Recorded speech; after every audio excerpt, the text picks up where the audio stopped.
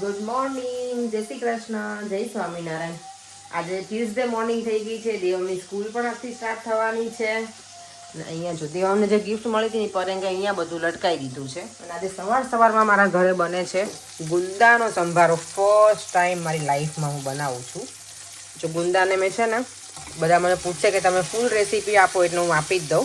ગુંદાને મેં અંદરથી પહેલાં ધોઈ નાખ્યા હતા બહારથી બધું આખું સરસ. પછી એને મેં 2 પાર્ટ કરી અંદરનું જે સીડ્સ હોય ને નીકાળી અને પછી આવી રીતે બધા સીડ્સ નીકાળી અને તેલ મૂક્યું. તેલ ગરમ થયું ને પછી મેં ગુંદાને નાખી દીધા અને લીલા મરચાં અંદર એડ કર્યા છે. હું બનાવું છું ગુંદા અને મરચાંનો સંભારો બાય ધ વે.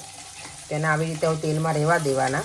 મેં છે ને સવારમાં મારા સાસુ પાસેથી રેસીપી લીધી છે. ટુ બી ઓનેસ્ટ મને આ આવડતું નથી.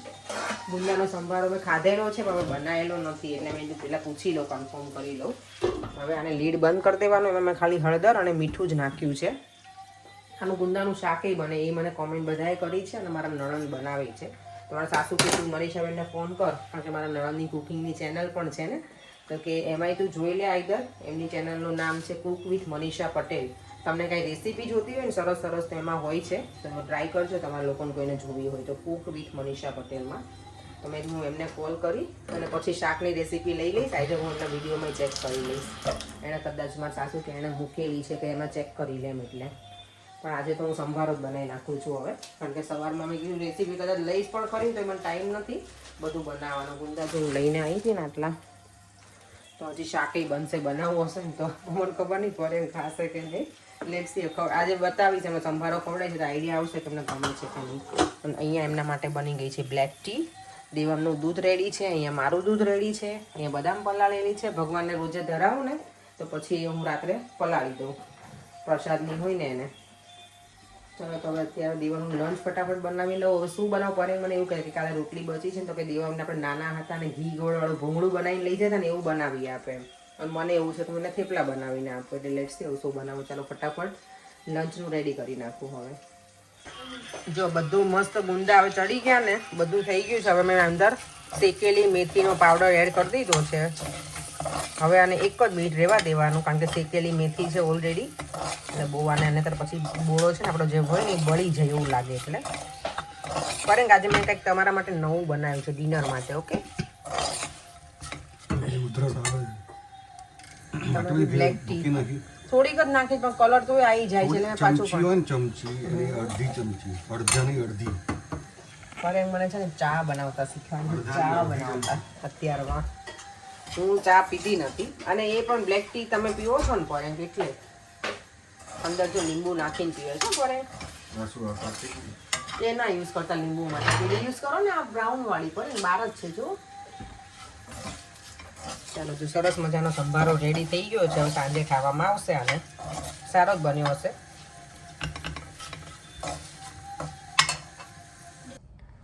અત્યારે ઠંડી છે ને -5 છે ટેમ્પરેચર પર. તો ફીલ લાઈક તો વધારે, કારણ કે કારમાં બેઠા છે, હીટિંગ ચાલુ છે ને તો એ આખા પગ તો મારા નમ થઈ ગયા છે, ફ્રીઝ એકદમ. Oh my God. કાલે મારી કઝિન છે ને કેનેડામાં, એનો કોલ આવ્યો ને તો મેં કીધું ને કે અમારે આટલું છે ઠંડી એમ. તો મને કે તમને આટલી ઠંડીમાં આટલી બધી લાગે છે ચકોબેન, એવું કહેતી પડે શેલ્વીની મમ્મી. અહીંયા -4 એટલે ત્યાં -40 જેવું જ હોય. એટલે અમને મેં કીધું કે ના, અમને તો તમારું માઇનસ, અમારું અહીંયાનું -4 એટલે મેં તમારું માઇનસ મેં તો 18 કે 20 તો હોવું જ જોઈએ એમ. તો એ હસતી હતી કે અમે તો કે એમને જ અંદર તો ફરીએ બધા શોર્ટ્સમાં ને એમાં એમ. મેં તો અમે તો બાપરે આટલી ઠંડીમાં ધ્રુજી જઈએ છીએ. ચાલો જો અત્યારે હવે સ્કૂલ આજથી શરૂ થઈ ગઈ છે ને તો ટ્રાફિક તમને ફૂલ નડવાનો જ છે. વહેલા નીકળ્યા છે. રોજે અમે 7 મિનિટમાં પહોંચી જઈએ. આજે મને લાગે 17 મિનિટે નહીં પહોંચીએ. એની અત્યારે જો અહીંયા સ્નોફોલ થોડો થાય છે. આટલું થઈ ગયું. સામે જો કેટલું બધું પડી ગયું સ્નો. અને ઠંડી તો ભયાનક છે. તો પાછું સ્નોફોલ થાય છે. હવે સરસ દેખાય છે. વાવ જો.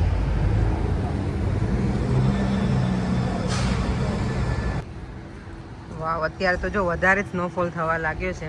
મસ્ત મસ્ત મજા પડી જાય ને એવું છે.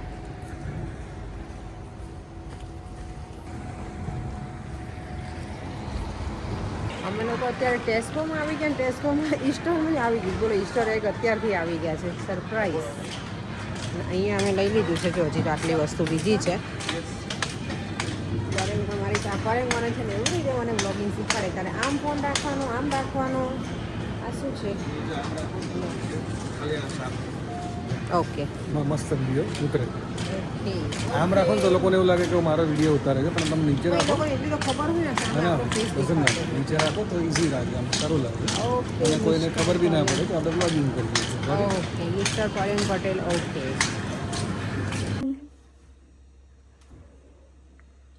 ઘરે આવીને ડ્યુટી સ્ટાર્ટ થઈ ગઈ છે અને આજે જો મેં કેટલા સરસ કલર કર્યો છે પહેલી વખત બહુ ટાઈમ પછી બ્લુ કલર મારા નેલ્સ નોર્મલી રેડ હોય પણ આજે મેં બ્લુ કર્યા છે ગમે તને દેવમ હા તને કેવા કલર ગમે Devam I don't really know that much about nails તો પછી મને ખબર નહીં કેમ ખબર નહીં મમ્માને કેવો સારો લાગે એવું તને ન ખબર પડે બેટા અને તું મને એ કે how was your day today in the school સારું હતું સારું હતું શું કરાવ્યું ટીચરે આપણે 8 લેસન આપણે કરી દીધું ને પી હા એટલે લાઈક એક્સરસાઇઝિંગ ને એવું બધું આજે આપણે ડાન્સિંગ કરી દીધું હા તું અત્યારે ડાન્સની પ્રેક્ટિસ કરતો હતો ને એવરી મંડે છે Oh, અને એવરી ટ્યુઝડે ક્રિકેટ હા તો મજા આવશે આઉટસાઇડ ઓકે ગુડ જો ડેડી બોલાવે શું બનાવ્યું છે ગરમા ગરમ મસ્ત મસૂરની દાળ બનાવી છે પ્રોટીનથી ભરપૂર જોડે જો રોટલી ઘીથી લથપથ બની ગઈ છે અને અહીંયા તો મારો સવારથી મેં બનાવેલો મારો ગુંદા અને મરચાંનો સંભારો ફર્સ્ટ ટાઈમ એવર હું અહીંયા જાતે બનાવ્યો છે જોઈએ બધાના રિવ્યુ લઈશું અહીંયા મારી છાશ બધું રેડી થઈ ગયું દેવમ ચાલો બેટા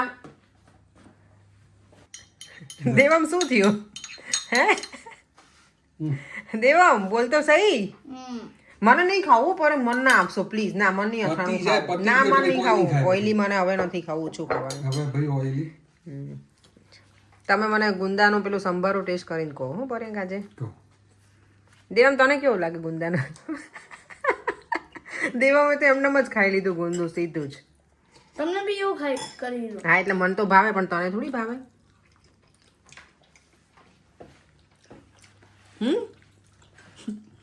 કંઈક અલગ જ લાગે મેથીનો બોળો હોય ને એટલે પણ સારું છે ગુંદા સારા અને મેથીનો બોળ એટલે હેલ્ધી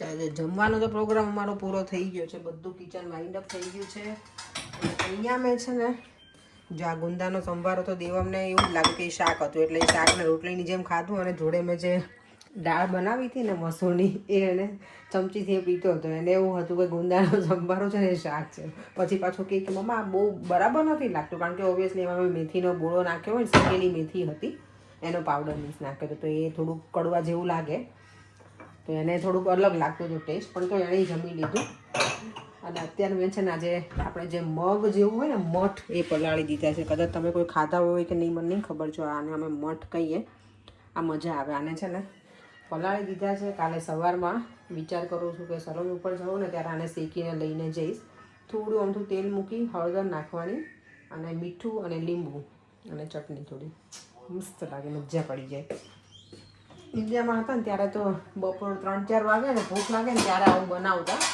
પણ હવે એ બધો ટાઈમ તો જતો રહ્યો એટલે કાલે હું લંચમાં લઈને જઈશ આ અને પરેંગને કહીશ ઘરે હશે તો ભલે એમને કામ હોય તો ના હોય પણ જ્યારે આવશે ત્યારે એ પણ એક જમી લેશે ચાલો તો થોડી વાર બેસી લઈએ દેવમ તો સુવા જતો રહ્યો છે રોજની જેમ કારણ કે એનો ટાઈમ થઈ ગયો છે સુવા માટેનો એટલે વહેલા વહેલા અને જો ઘરમાં અમારા સોફા ઉપર એટલું બધું પડ્યું હોય ને મારો દીકરો વ્યુઅર્સ છે ને માલા પટેલ એમની કોમેન્ટ છે કે બ્રોકલી અને કેરેટનું જે મેં કાલે શાક બનાવ્યું હતું ને કે મેં ફર્સ્ટ ટાઈમ જોયું કે તો કે કંઈક ન્યૂ રેસીપી જાણવા મળી તો કે હવે હું ટ્રાય કરીશ એમ કરજો સારું લાગે અને બીજા કોઈની કોમેન્ટ છે કે એમાં એકલું એકલું બ્રોકલીનું કરો ને તો પણ સારું લાગે હા એ પણ સારું લાગે પણ હું ગાજર ને બ્રોકલી બંને કરું તો ગમે અને એમાં પછી કંઈક સ્વીટ કે એવું કંઈ નાખવું ના પડે કેરેટ હોય ને એટલે થોડુંક ઓલરેડી સ્વીટ પણ હોય એટલે સારું લાગતું હતું નેક્સ્ટ ટાઈમ એકલી બ્રોકલીનું કરીશ તો બધાની સારી કોમેન્ટ હતી અને તુષાર નોમ માટે બધાએ લખ્યું છે કે એ બંને હતા તો સારું હતું હેલ્પફુલ હતા અને બધું હા એ હતા છોકરાઓ મજા આવતી હતી અને ઓબ્વિયસલી હવે અમે ઘરમાં 3 હોઈએ તો થોડું ઘર ખાલી લાગે પણ પછી પાછા ટેવાઈ જઈએ એમાં ને એમાં ચાલો થોડી વાર બેસી લઈએ કાનાજીને મેં પોઢાડી દીધા છે અહીંયા મોટા કાના હજી પોઢ્યા નથી અમારે. ક્યારે પોઢવાનું મોટા કાના? હે હવે મૂવી ટાઈમ છે. દેવામાં આ તો ખબર નહીં 9 વાગ્યાનો જતો રહ્યો સુવા, પાછો અત્યારે હમણાં નીચે આવે, 9:45 થઈ ગયા છે અત્યારે. નીચે આવીને કહે છે મમ્મા મને ઊંઘ જ નથી આવતો, એમ કે ઊંઘ જ નથી આવતો. એ જેન્ડરમાં બહુ મજા આવે, બોલે ને ત્યારે મને ગમે. પણ એની સામે હસાય નહીં તો પછી એને ગમે નહીં. એને એવું લાગે કે હું એની મજા કરું, પણ મને જે ગુજરાતી બોલે ને મને બહુ મજા આવે એનું દેવાનું સાંભળવાની. મમ્મા હું આ નહોતી કરતી, દાદા તું શું કરતો હતો, એવું બધું બોલે એટલે મજા આવે. શું બોલો પર તમને કંઈ કેવું છે? એની મૂવી જોવું છે સારું સારું. કયું આજે નથી જોતો ને આપણે ઉપર સુવા જતા રહીએ હવે. નહીં ઓકે ચાલો તો હવે વિડીયોને એન્ડ કરી દઈએ. ફરીથી મળીશું કાલે નવા વિડીયો સાથે. બાય બાય, જય શ્રી કૃષ્ણ, જય સ્વામિનારાયણ.